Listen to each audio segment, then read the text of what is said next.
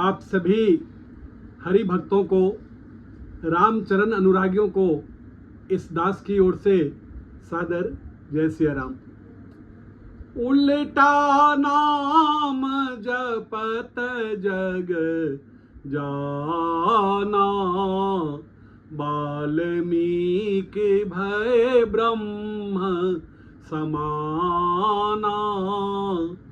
उल्टा नाम जपत जग जाना, वाल्मीकि भय ब्रह्म समाना। वाल्मीकि भय ब्रह्म समाना। अर्थात वाल्मीकि जी राम नाम का उच्चारण नहीं कर पा रहे थे। तब नारद जी ने विचार करके उनसे मरा मरा मरा का उच्चारण करने के लिए कहा, और मरा मरा मरा का उच्चारण करते करते राम नाम का उच्चारण होने लगा, और राम राम का उच्चारण करके आज वाल्मीकि जी पूरे जगत के लिए गौरव बन गए और पूरे जगत में पूजनीय बन गए। आइए आज महर्षि वाल्मीकि जी का जीवन गाथा सुनते हैं। आज उनकी जीवन गाथा के बारे में चर्चा करते हैं।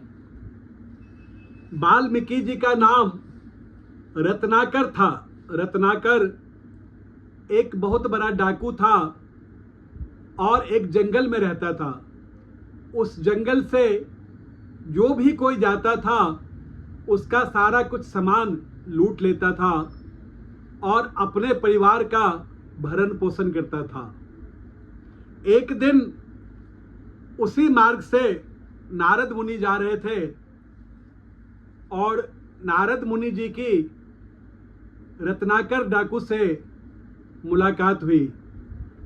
रत्नाकर डाकू ने कहा, खबरदार, आप कहाँ जा रहे हो?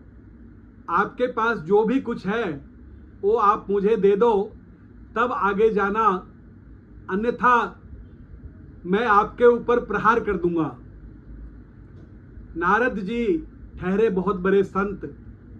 उन्होंने कहा कि मेरे पास तो कुछ भी नहीं है, लेकिन एक बहुत बड़ी ज्ञान की चीज मैं बताता हूं कि ये जो पाप तुम कर रहे हो, ये पाप किसके लिए कर रहे हो? इस पाप से धन एकत्रित करके किसके लिए भला कर रहे हो? किसका भला कर रहे हो?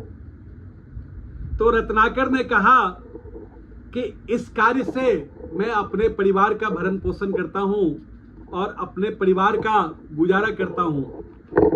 नारद जी ने कहा कि क्या इस कार्य में तुम्हारे घर वाले तुम्हारे साथ हैं? तो उन्होंने कहा, अवश्य मेरे साथ होंगे। मैं जो कमा के धन ले आता हूं, पूरा परिवार का भरण पोषण होता है, तो पूरा परिवार अवश्य मेरे साथ होगा। नारद जी ने कहा कि मैं यहीं पे हूं, विश्राम करता हूं कुछ देर, तुम घर जाओ और घर जा करके सबको पूछो कि ये जो मैं काम कर रहा हूं, इस कार्य में जो मैं पाप अर्जित कर रहा हूं, क्या तुम सब उसके भागीदार हो गए? घर जाके जब पूछा तो घर के सभी सदस्यों ने कहा कि नहीं, मुझे यह ज्ञात नहीं है कि तुम पैसे कैसे कमा के लाते हो, इसीलिए इस पाप में हम लोग तुम्हारे भागीदार नहीं होंगे। इस पाप कर्मों का फल तुम्हें खुद ही भोगना होगा। और इस घटना ने रत्नाकर जी को गहरे चिंतन में डाल दिया और वो चिंता करने लगे और कहा कि हे देवर्षि, मैं जाने अनजाने में बहुत बड़ा पाप कर रहा था। अब मुझे आप इसका प्रायश्चित बताइए कि क्या करने से इसका प्रायश्चित हो सकता है। नारद जी ने कहा कि तुम श्री राम जी का नाम जप करो, और राम नाम का जप करने से तुम्हारे मन को विश्राम मिलेगा और तुम्हारा मन पवित्र होगा अतः तुम राम नाम का उच्चारण करो। परंतु रत्नाकर राम नाम नहीं बोल रहा था, तो नारद जी ने कहा कोई बात नहीं, अगर तुम राम नाम नहीं बोल रहे हो तो तुम मरा मरा मरा मरा मरा बोलो।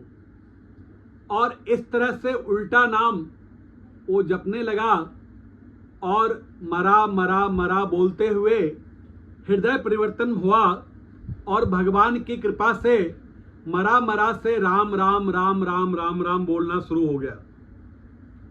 जो लगातार जपने से राम नाम का मंत्र उनके हृदय में बस गया और वो सर्वकाल जय जय श्री सीताराम जय जय श्री सीताराम का नाम बोलते रह गए।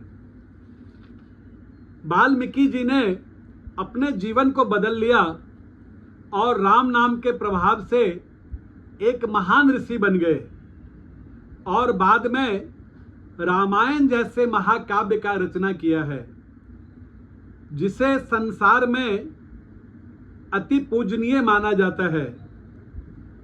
आप सभी देवतुल्य हरिचरण अनुरागियों, यह सोचने योग्य बात है कि जीवन में जब भी संत और सत्संग का समागम होता है तो रत्नाकर जैसे डाकू भी परम पूज्य बन जाते हैं।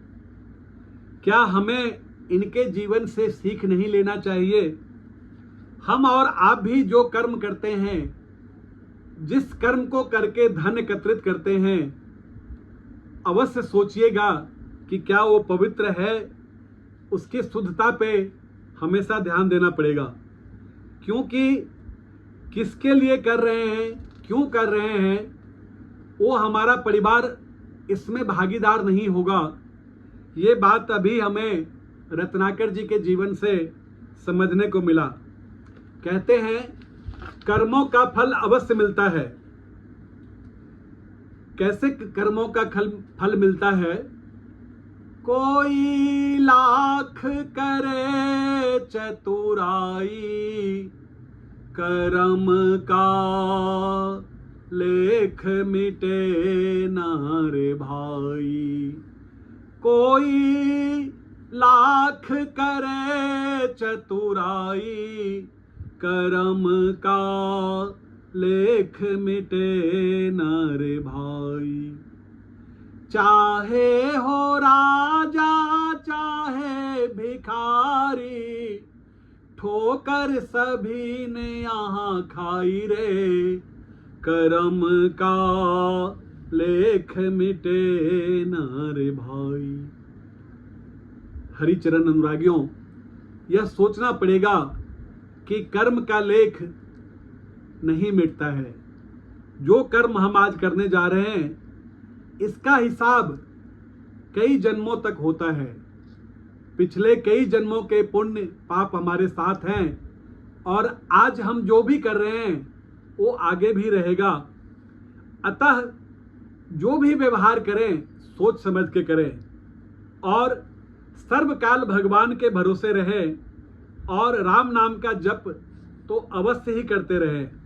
ध्यान रहे, हमारे और आपका मालिक कोई और है, जिसने हमें इस मृत्यु लोक में भेजा है। वो एक उद्देश्य लेकर के भेजा है कि पृथ्वी पर तुम जाओ और खुद भी हमारा भजन करना और सभी मनुष्यों से भजन करवाना। क्या हम इस काम को कर रहे हैं? इस बारे में अवश्य सोचिएगा। क्या ले करके आया जग में, क्या ले कर तू जाएगा, क्या ले करके आया जग में, क्या ले कर तू जाएगा। सोच समझ ले रे मन मूर्ख, आखिर में पछताएगा। क्या ले करके आया जग में, क्या ले कर तू जाएगा।